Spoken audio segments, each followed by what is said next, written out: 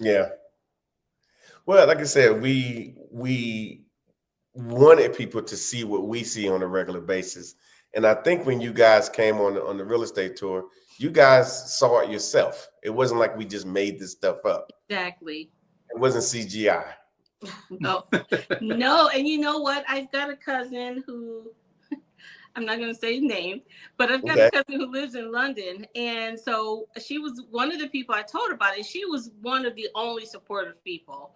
Yeah. When I said, we are going to South Africa, she was supportive. And then she said, I had been trying to go for a couple years and something happened. I couldn't go. And so when she said, I've heard about, it being difficult. And I told her, I said, no. I said, we visited through the real South Africa. And what I told her was, Mark and Latasha Blanton are the truth. And she knows if I say that, because I don't brag about people. I'm not one of those people that, says things that I don't mean.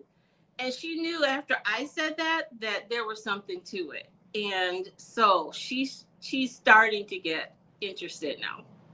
Okay. Yeah. And it's a journey. It's not like a flash to bang. It's a journey. You got to start doing these things because from our perspective, and it happened to me too. There's so many people who are against you even speaking the word Africa, let alone buying a ticket and go. Like nobody does that. And unfortunately, South Africans, they don't even understand that happens to us.